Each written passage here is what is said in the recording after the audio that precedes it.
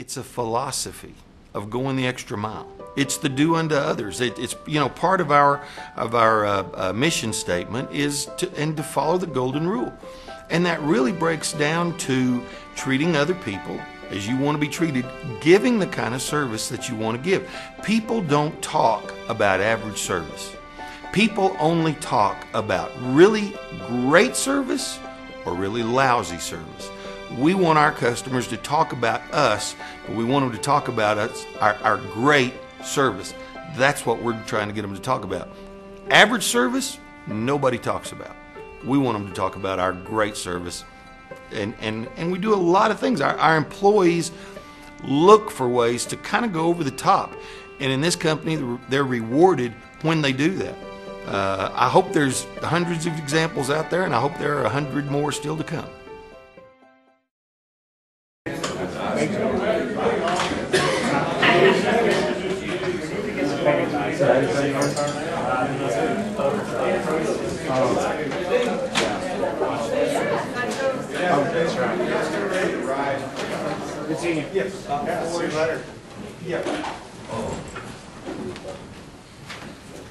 Thank you. It's our pleasure today to introduce Reverend Greg Dowell with the Central Church of Christ, who will give our invocation. Reverend?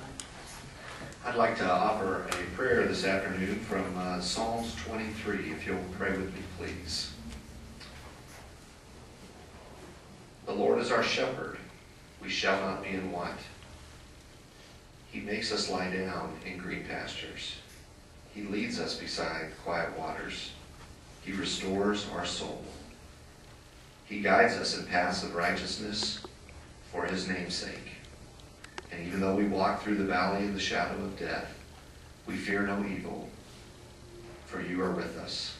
Your rod and your staff, they comfort us. You prepare a table for us in the presence of our enemies. You anoint our head with oil. Our cup overflows.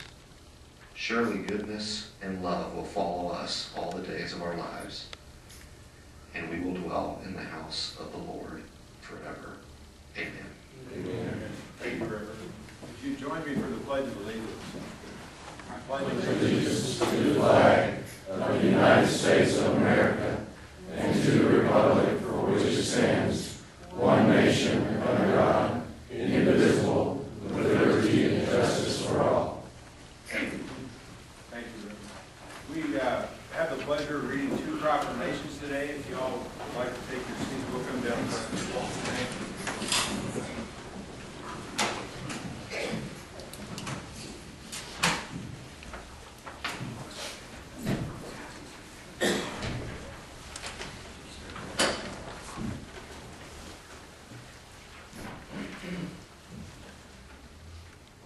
Could we ask everybody to come down front that's here to be recognized for National Train Day?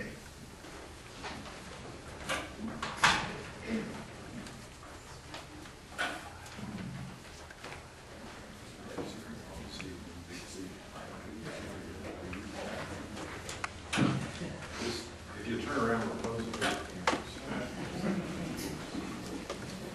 Well, it's our pleasure to read this proclamation from the city of Amarillo today.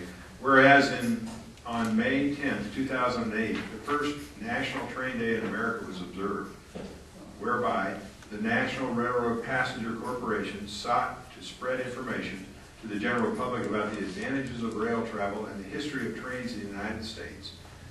It is held each year on Saturday, closest to May 10th, the anniversary of the completion of the first transcontinental railroad. And whereas National Train Day is now observed throughout the United States, and whereas trains, wherever they run, are a source of environmentally friendly transportation and cost-effective shipment of resources, and whereas the construction of the Fort Worth and Denver City Railroad in 1887 was instrumental in the birth of Amarillo, and the arrival of the Pecos Valley, Santa Fe, and Rock Island Railroads solidified Amarillo's place as a regional transportation hub. And railroads still serve to enhance the economic viability of Amarillo and the surrounding region by supporting growth in the local agricultural, oil, and gas industries. And whereas the Santa Fe Railroad and its successor, the BSC BNSF Railroad, have had a continual and particularly vital presence in our community since their arrival, and honored that relationship with the donation of historically significant steam railroad number 5000 to the city. And whereas the Railroad Artifact Preservation Society seeks to honor the rich railroad history of Amarillo through the restoration of locomotive 5000, the creation of the Madam Queen Railroad Theme Museum development, and the organization of its annual local National Train Day event. Now therefore, we Mayor and City Commissioners of the City of Amarillo do proclaim May 11, 2013 as National Train Day in Amarillo, given under our seal in hand this day, Mayor and City Commissioners. So Sam, would you like to comment on this? Yes, sir. We just want to let everybody know that, you know, the purpose of this is to let everybody know the importance of the railroad to our community, and also the importance of the steam locomotive Madam Queen to Amarillo and the surrounding area. We will be celebrating National Train Day this Saturday at the Madam Queen site between 9 a.m. and 5 p.m. We'll be having hot dogs and cokes and things like that, a lot of things going on, music, and giving tours of the Madam Queen and showing everybody what we're going to be doing with the locomotive. So get a chance going down, and we just wanted to, this is the first ever celebration of National Train Day in Amarillo, and we intend to do this every year and just make it bigger and bigger every year as we go. Sam is being humble. If you haven't been close to that engine, you need to go over there and see it. They'll give you a tour, and it's absolutely amazing as you get up close to it, what the power is and what the operation is. So we encourage you to continue your vital work, and it's important. If that could come to pass, it would be an unbelievable rebirth of some things in our city. So we wish you the best, Sam. Thank you. Thanks very much.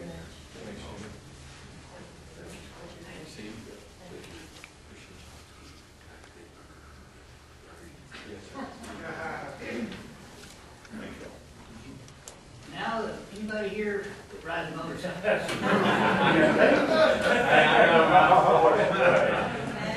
All right, please come forward.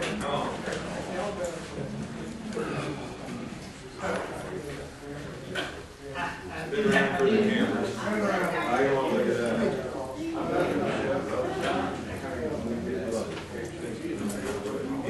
Hello, brother. You know,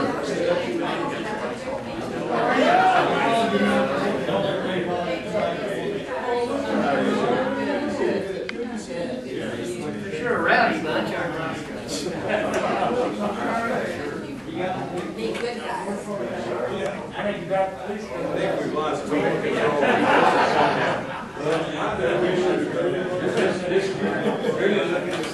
Yeah, right.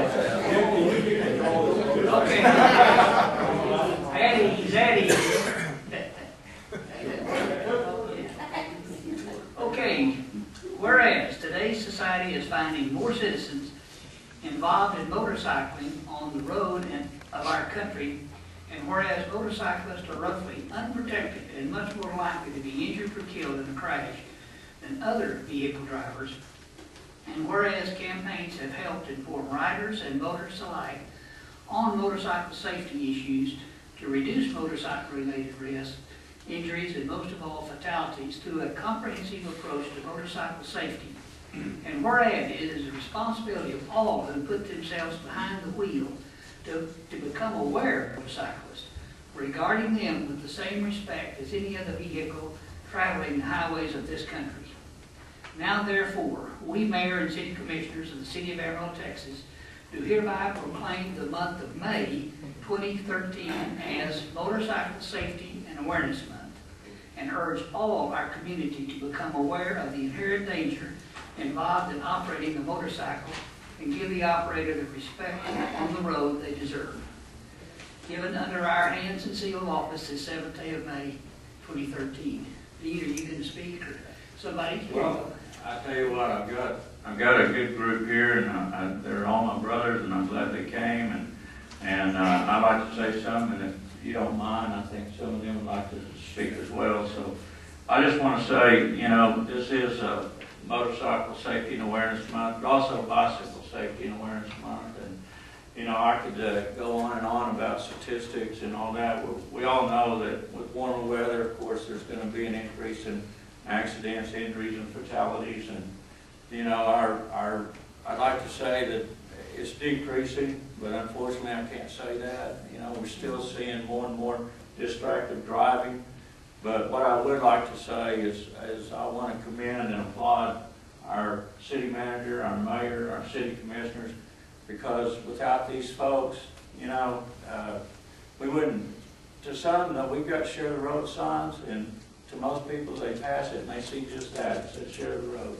But to those of us who ride, whether it's and walk, joggers, bicyclists, motorcyclists, that to me, here's what it means to me. It means that we have leadership in our community that cares about our community and that puts safety first and foremost. And I'm proud. I'm proud of y'all. I'm proud to be a part of it. Thank you. Thanks for your work. Here comes the problem. You know, with the number of motorcycles that have grown in Amarillo, which is just thousands and thousands, and of different kinds of motorcycle and different kind of people. Everybody, if you see people out on motorcycles, it could be even a banker. There's so many, or the mayor, or a funeral director. My barber. That's right. But anyway, it's growing and it's growing and it's growing, and we've come together as all the cyclists in Amarillo, whether you ride a Harley or a Honda or a Suzuki or a Kawasaki, whatever, and how much you like to ride and who you like to ride with. We're trying to get everybody together to get behind us. There's also, you're fixing to see some billboards up that we as the Confederation of Motorcycle Clubs are fixing to put up here in this next week that say "See Us and Save Us." That goes right along with Share the Road, and it'll have a picture of a motorcycle on there. But you know, people ask me all the time, gosh, you ride that bike all over the country, do you know how many people are killed on motorcycles? Let me tell you, they're our friends. Absolutely, we know how many people are killed on motorcycles. And so anything that we can do, you're going to start seeing more helmets, you're going to start seeing a lot of things, but what we need from the community is just look twice, because we can get in a blind spot real quick. And we thank you so much for your time. God bless you. Thank you.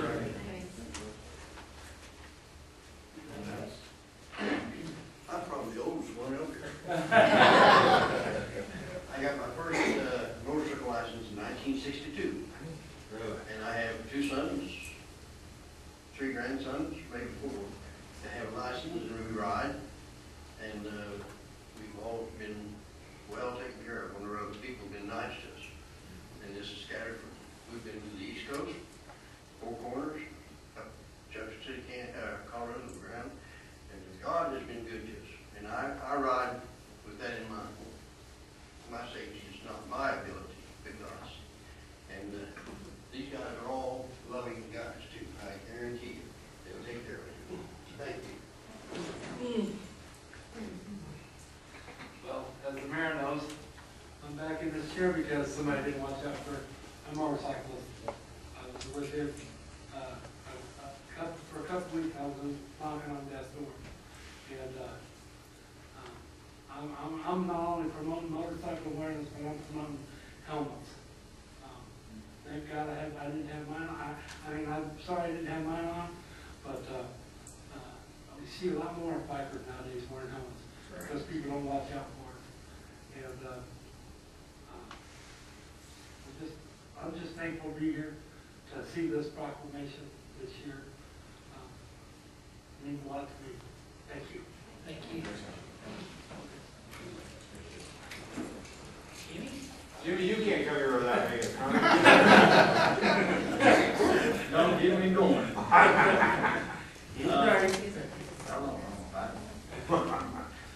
bike name is Mustang. I've had that name ever since 1969.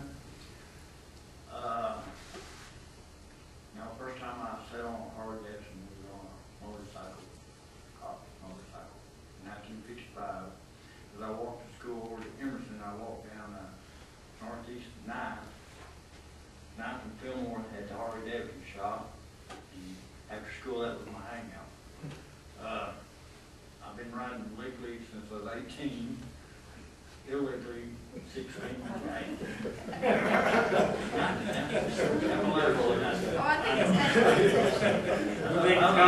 already made my opinion, but, you know, one thing about it, all these guys here, they're like veterans. Bunch of us are veterans. You don't find atheists in a foxhole. You know, bikers, when they start out, they don't know God. After about a month, they will know Him because, you know, at least once a day, somebody almost killed me in a car. And I wish I had a dollar every time I slammed on the brakes and swerved to the left around the front. If I made a mistake to swerve to the right, I wouldn't be here now. I appreciate all what y'all are doing on this. I really do. You know, I mean, we need all the publicity that we get. You know, because I want to live to be as old as me here. Yeah.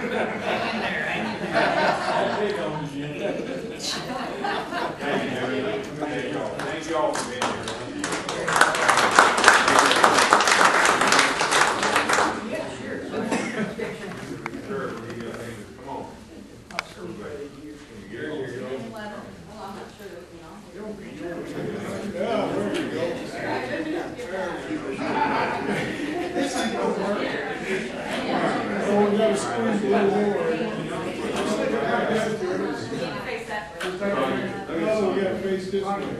Sonia, can you get us all in there? Yes, sir. Charlie, get over here. Charlie, come on now, you can sneak right in here. You'll fit. You'll fit. You'll fit.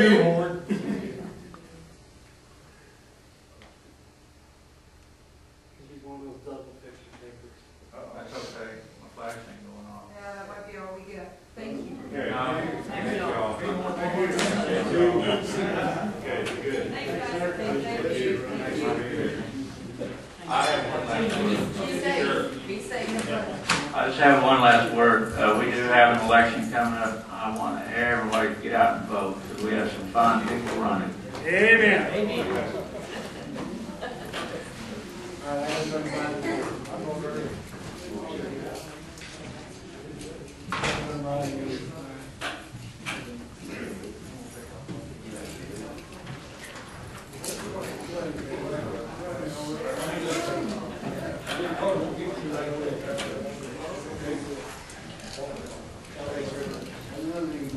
Thank you all. Thank you.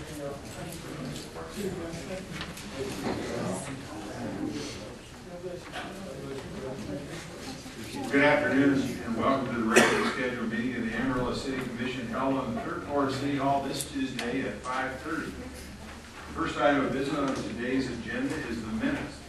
The minutes are attached and those minutes are regarding the meeting of last week on April 30th. Are there any additions or corrections to the minutes? Mr. Mayor, I move for approval of the minutes as presented. I second that motion. Motion and a second for the minutes. All those in favor signify by saying aye. Aye. Opposed? That passes with a 5-0 vote. Ordinance number 7406. This is the first reading of an ordinance approving a negotiated settlement agreement on Southwest Public Service Company's proposed increase in electrical rates. The agreement was negotiated and is recommended by the Alliance of XL Municipalities and the special counsel and the consultants hired by the Alliance. If approved, the proposed settlement will result in an overall increase of the customer class of $50.8 million rather than the requested $90 million. And impact on the average residential customer will be approximately a 6.6% increase. I think this is an item that we want to get some comment on from probably the city manager and city attorney, since they both did a lot of work towards negotiating this and with outside help too. But Mr. City Manager, could you explain that or ask Mr. Norris to it? Thank you, Mayor. I'd be glad to. I guess I'll just reiterate something that you've already read, and we'll ask Mr. Norris to kind of go into some more detail. Through the efforts of the Alliance of XL Municipalities, which is just what it sounds, just those cities up here in Texas Panhandle that are covered by XL. That group, the council, the consultants that group hired, and of course FCS and their teams were able to work out what I think is a very favorable resolution to the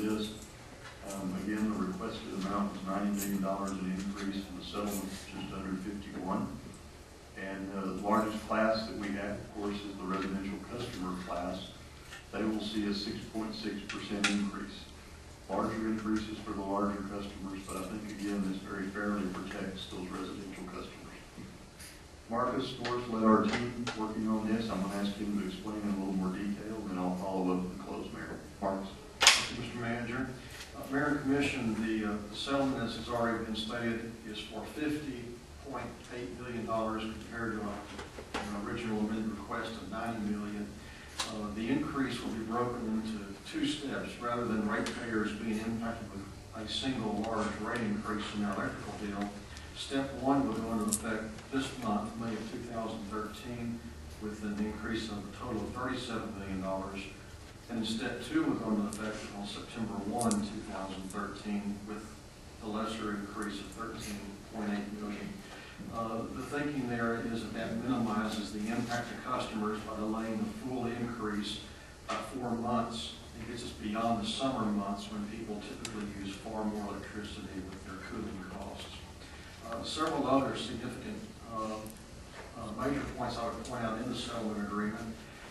Not only did we achieve a settlement of this current request, but in the course of structuring it and negotiating with the company, they were satisfied with this revenue increase to the extent that they have agreed to forego several previously planned rate cases, various types of transmission cost recovery, TCRF case originally scheduled for this summer.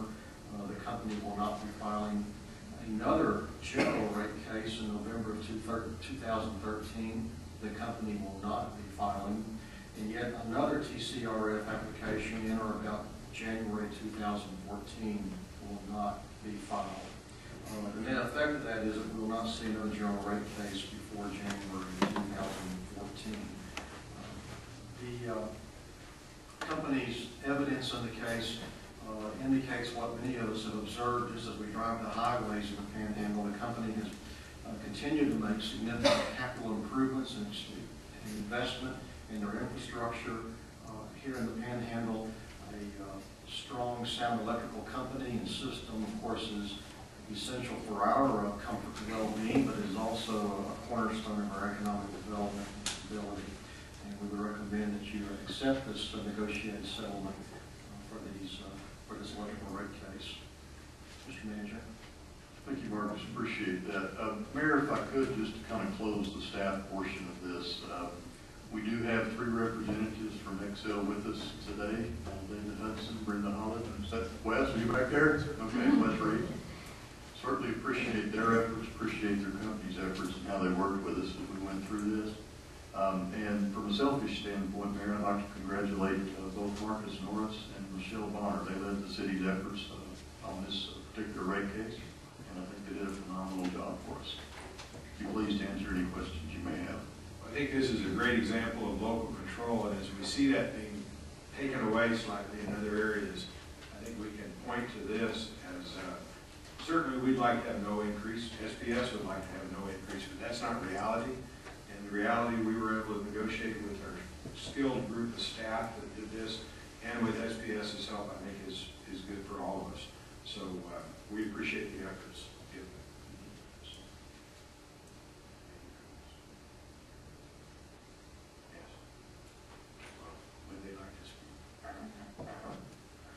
David, would you like to give anything you'd like to add or say on SPS's behalf? Well, We're kind of putting you on the spot. that's okay. I'm used to that. Well, good evening. I'm David Hudson with SPS and Excel Energy. Of course, SPS is a subsidiary of Excel Energy, and we go by the brand name of Excel Energy, but legally we are SPS. We appreciate the privilege to serve here in Amarillo, and working with the staff here on this case. We're pleased with the result that we resulted. Basically we come together with a single agreement for all of our Texas cities that we serve, and working with the Alliance of Excel Energy municipalities. So I don't have anything else to add, but I'll be glad to entertain any questions if you have any. Thank you. Is that an I voted sticker on your lapel? No. Oh. But I have voted for the record. We appreciate. Said, God bless you for voting. Yeah. You know, my theory is you can't gripe if you don't vote. A lot of people die for that privilege. That's right. Well, we appreciate the efforts. We would all love to see no increase, but we know that's not realistic, as we see, as Mr. Norris said, as we drive this area and see the unbelievable investment you're making. And we also have heard a lot about the government requirements that you're forced, mandated to deal with.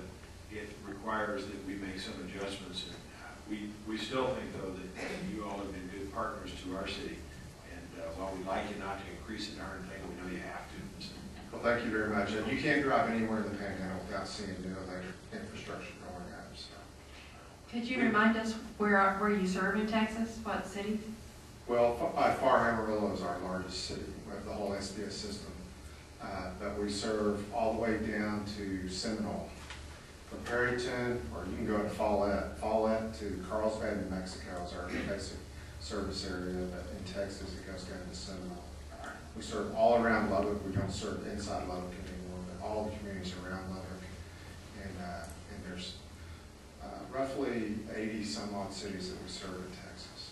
So we're pleased that we're able to get a unified approach on this. It makes it easier for us in communicating with our customers. Thank you. I would like to add that also Excel, SPS Excel, has been an excellent community partner. They do a lot of investment in our charitable community, and they're always there to help out. And so they not only provide services that we absolutely need, but they also do above and beyond what's required of them. And I, for one, appreciate the investments that you make in our community to help people. Thank you. And a lot of that's done with money that's paid for by the shareholders, not the customers. But we realize that our outcomes today and in the future are based on, having good relationships and good customer satisfaction. So thank you. Thank you all very much. Any other comments from the audience or from the commission? Not entertain a motion. Mayor, I move approval of ordinance number 7406. Second. A motion and a second for ordinance number 7406. All those in favor signify by saying aye. Aye. Opposed? That passes with a 5-0 vote. Ordinance number 7405. This is the second final reading of an ordinance changing the zoning of a 35.02 acre tract of unplanted land in section 231 block 2 of the ABNM survey, Randall County, in the vicinity of Farmers Avenue and City View Drive, from agricultural district to residential district 2. Are there any questions on the second final reading from the audience or from the commission? If not, I'd entertain a motion.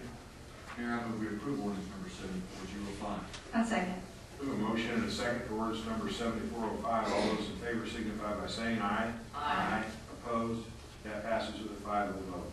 Resolution calling for public hearing to determine whether certain conditions described herein constitute a public nuisance at the location stated. This resolution sets a date and time for a public hearing to determine if this property constitutes a public nuisance and thereby declared as a dangerous structure. A copy of this resolution will be mailed to the interested parties, provided 10 days notice for a public hearing. Mr. City Manager, do we want to go through that all? Pretty much set. Mayor, I think this item here would be covered by the resolution setting that date of June 11th for the property at 9511 Crystal Avenue. When we bring this back to you on June 11th, we'll go through the property in greater detail and provide all the photographic evidence. Okay, do I have a motion? Yep. Mr. Mayor, I move that we approve the resolution for this public hearing held right here in the Commission Chambers at 3 o'clock, June 11th, for the property at 9511 Crystal Avenue. Second. A motion and a second. Do we have any public comment about that? We sort of skipped by that. If not, all those in favor of the resolution calling for public hearing on June 11th for 9511 Crystal Avenue signify by saying aye. Aye. Opposed? That passes with a 5-0 vote. Appointments of boards and commissions. Appointments are needed for the following boards: the Planning and Zoning Commission, a 3-year term. Do we have any nominations for those positions? Mr. Mayor, I would like to move reappointment of two existing appointees on that commission, that being David Craig and Howard Smith. I second the motion. A motion and a second for those nominations. Any questions about those from the commission or the audience? All those in favor signify by saying aye. Aye. Opposed? That passes with a 5-0 vote. Consent agenda is recommended the following item be approved, that the city manager be authorized to execute all documents necessary for this transaction. A is the purchase of street sweepers, and that's it today. Since we don't need to remove anything, are there any questions about this item from the audience or from the commission? Not entertain a motion. Mayor, I move approval of the consent agenda as presented. Second. A motion and a second for the consent agenda as presented. All those in favor signify by saying aye. Aye. Opposed? That passes with a 5-0 vote. Presentation of the 2013 Every Drop Counts. This presentation will provide an overview of Amarillo's water usage and the conservation goal and activity of the 2013 Every Drop Counts campaign.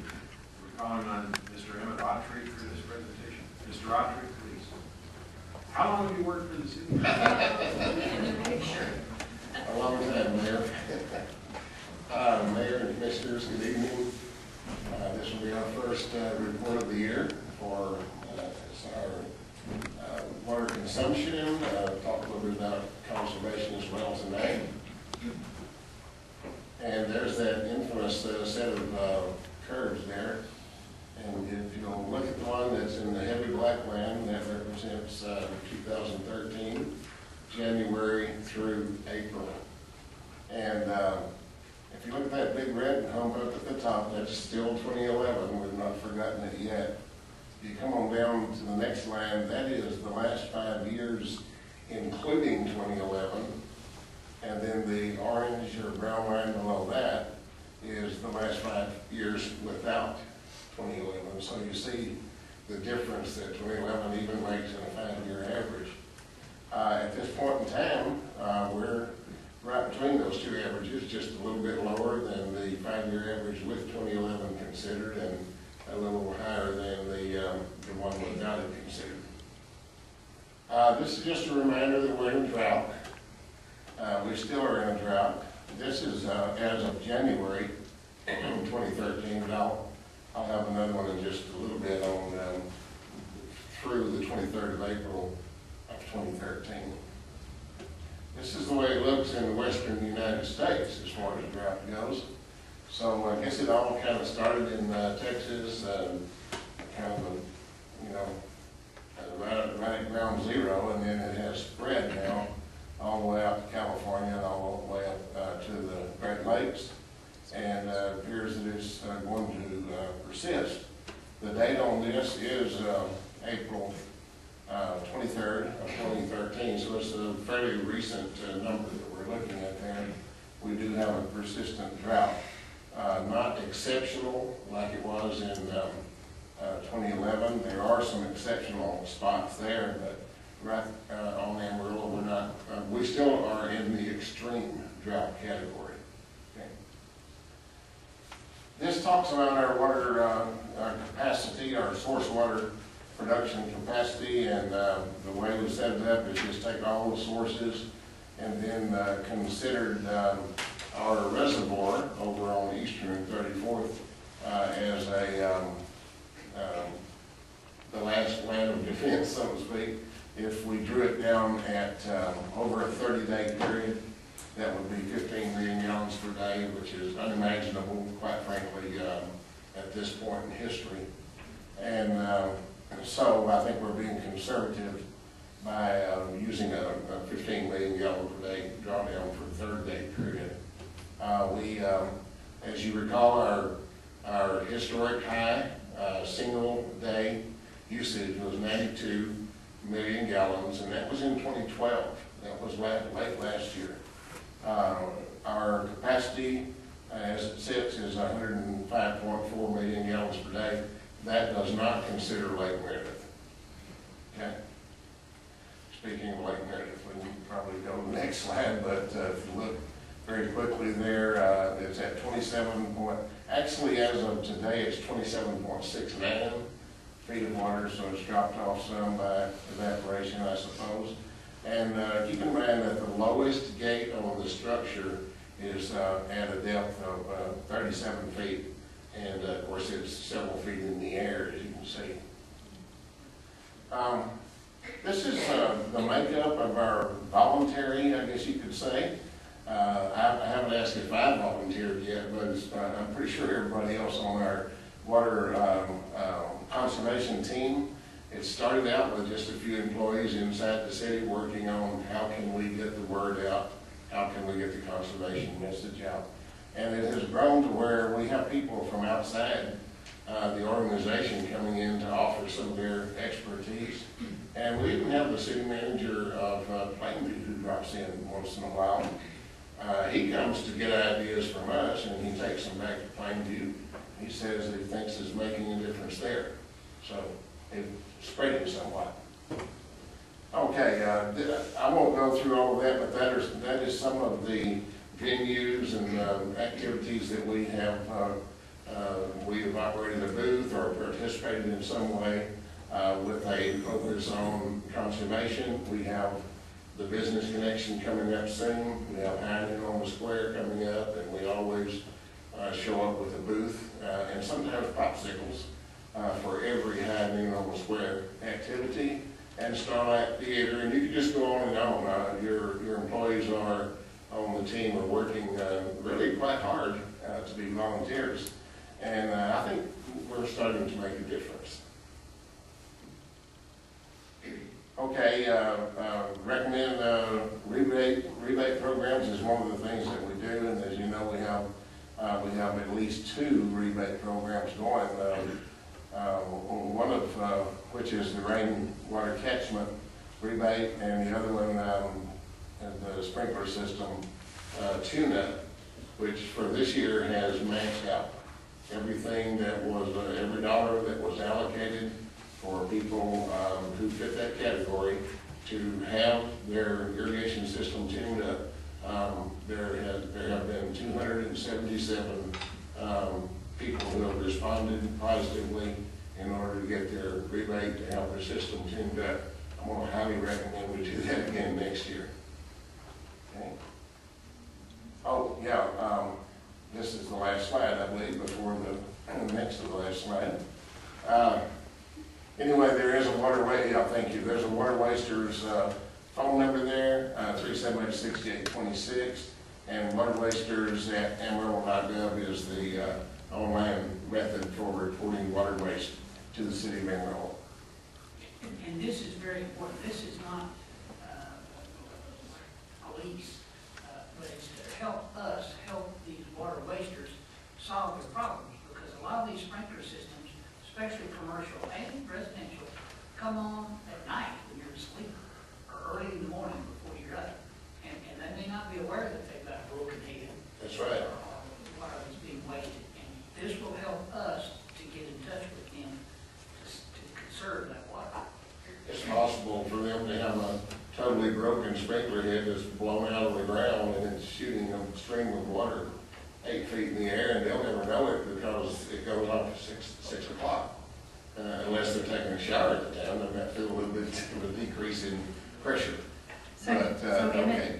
Emmett, Yes. do you go visit when you find a water waster? What do y'all do? We have 2 methods, well, 3 methods by which we can notify people that they have a problem. We have a door hanger system that has a list of different potential causes of the problem, and then we even have a line for other where we can take our marks a lot and write in there what the problem is and hang it on the door. We can talk to the people by phone or face to face, and I have sent many letters out to people, mostly commercial, but 1 or 2 also that are residential. Every year, about this time of the year, we also start sending out letters about water waste. So we have at least 3 different methods for outreach on that. That is this year's top 20 roundtable. The top 20, it started out as the top 10 last year, but the top 20 is our top 20 water consuming customers. And I did the calculation on this, and they use on an average day 10.18 million gallons per day of water. Those 20 users. Now, on the other side, they provide a lot of jobs to the community too. But anyway, that works out to 24% of the total water usage on an average annual day. It represents a little over 24% of our total water usage through the top 20 water users. We got together and we call it a round table, although it's a rectangular setup. We didn't have something like they had in Paris years ago. So we went with that. That's our low bid round table. And those are the people from those entities, all the way from Tyson down to the bottom of the list, which happens to be an apartment complex. I wish I could say that 100% of them showed up, but 75% did. And it was really good. There was a lot of exchange of ideas going on between these entities. Okay? Even if I might. Oh, yes. Help me clarify something. That's the top 20 out of approximately how many accounts? 69,000 meters. 69,000, and that top 20 then is what percent of the average day? 24%. 24%. Yes, sir. Out of 69,000 meters. Good point. The team would like to try, if we can get a nodding consent or whatever, we would like to try to distribute the water temps and on the Water by Request program on a voluntary basis, not a mandatory basis, to work with restaurants one-on-one and see if we can get them to agree with us to have these temps there on the tables and to ask the restaurants to not serve water automatically, but to wait for people to ask for it. So this is something we'll probably start fairly soon, as long as I don't hear a lot of negative feedback from you folks or from Jared. I totally agree with this. I've been talking about this for a long time, and you know, it's happened in the past in other communities where they had water shortages and they just didn't give you any water unless you asked for it. So I think this is something that we should try. I think it's a way to save a lot of water. I know if I'm going to drink tea, I sure don't need a glass of water to drink along with it. So I just think it's a good way to save water. One of the good points that I've noticed in doing some research on this, and I think Sonia has done a lot of research also, but on this particular one, it takes 2 glasses of water to wash a glass from which water was not drank. In other words, if the water is automatically delivered, it gets poured out and it takes 2 more glasses of water to wash it. So that would seem to make some difference. In Albuquerque, it's mandatory, and they say it's hard to enforce, but they do it because it gets the message out consistently. So, I believe one more slide. That's it. Any more questions from you, Mayor, or Commissioners, or anyone else? I think the commission supports your efforts and what you're talking about doing. It would be important to us. Thank you. Thank you very much. Thanks for doing Thank that. you, Mr. Rucker. Okay. Well, that concludes the regularly scheduled agenda of the Amarillo City Commission. It's however customary at this time to allow citizens of the community with matters not on the agenda pertaining to city policy, programs, and services to speak to the commission. And the floor is now open for such comments. Would anyone like to come forward, please? Please. We just ask that you keep your comments within 3 minutes and that you identify yourself with your name and address as you come up. Thank you.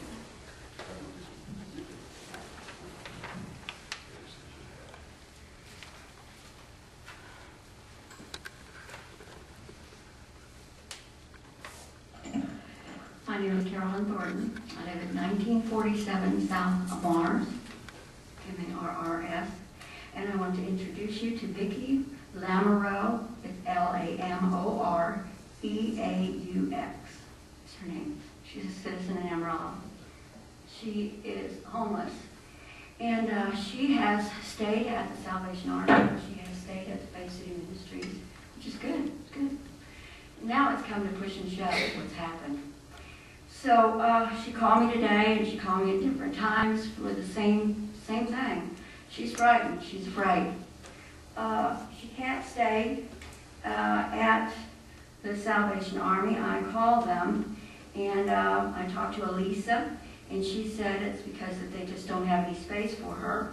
I called, I'm sorry, that was the Bay City Ministries. I asked for Dorcas, and I ended up speaking to Lisa, and that's fine. And they didn't have any space for her. Then I called the Salvation Army, and they said that she used up all her time there, so I think it's 30 days. And it's not a weather day either, so she can't stay there. She did stay there last night, and then this morning, that's it. She's finished. It's nice weather out there. The problem is here, she stayed over here on the sidewalk, is where she stayed. And she's had some trauma in her life. I'm not a psychologist or a psychiatrist, and so she has this, she's not violent or anything like that. She just repeats things that's happened to her. But what's happened is she's frightened, she's terrified. She has stayed at night by herself in a cubby hole outside the Salvation Army. She is staying outside tonight when she called me today. This afternoon she said she's going to go to Ameripride and stay in a cubby hole over there. That's on Harrison. By herself. See, when there's numbers, it's not so bad, like over here under the bridge. They watched out for her. And she can take care of herself. She can take care of herself, but she can't defend herself. Her stomach's just swollen. It's getting bigger and bigger. She has medical issues. She's not on Medicaid or Medicare. And I know she's been threatened. And I don't know the exact wording, except I've heard this time and time again on the streets and in the agencies that she can't, that they're fixing up papers for her to go into the pavilion. I'm not a psychologist or psychiatrist. I'm not. I don't know. And she's afraid. She says, if they won't let me go, well, I don't know. You know, you're a doctor. But the reason why I brought her here is because I said, you know, I went and I brought a sleeping bag from the house I'm living in. It's not my home, or I'd have her there. And I brought a sleeping bag. But you know what? My conscience won't allow her to go ahead and stay there. And this is an emergency. She cannot defend herself physically. She's very, very sick physically. And as far as mentally, you know, we'll have to talk to someone about that. But she cannot stay out there. And in good conscience, you know what? I decided I was going to bring her here and talk to the city, to you leaders, to see what we can do for her tonight, or someplace where she can stay, because I'm not going to have it on my conscience if someone gets a hold of her and she gets raped or murdered because she cannot defend herself. So that's what I'm here for. So, thank you, Carolyn, for your comment. Mr. City Manager, could someone with staff speak to her afterwards? Carolyn, when we finish, Ms. Thornton, would you visit with Ms. Covey, please? And James Allen is in the audience. And James is here as well. Yes. Thank you all very much. If there's any resource we can apply, we'll certainly try and do that. you know what? And I think that you will. I appreciate that for her. Thank you very much. Thank you for your efforts. Anyone else would like to give a comment today? Certainly, please, sir, we encourage you to come forward.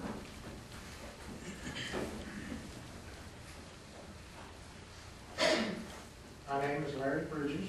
This is my daughter, Lana Eckes. Was it 2010? 2010, her house was burned by arson at 1003 South Kentucky.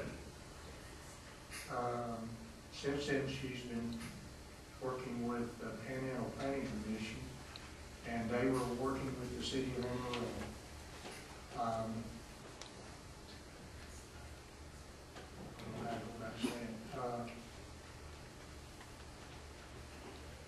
City of Amarillo was going to rebuild her house, and this has been 3 years ago since they told her that they would do it.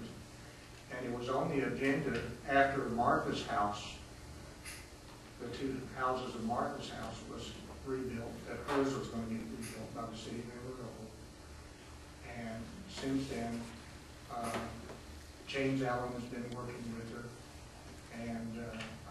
who else is in the office because they change people once in a while. But we just had to move her out of our apartment because the apartment rent was going up $300 a month. And we had to move her into a kind of a junky house for her and her 2 boys and her daughter to live.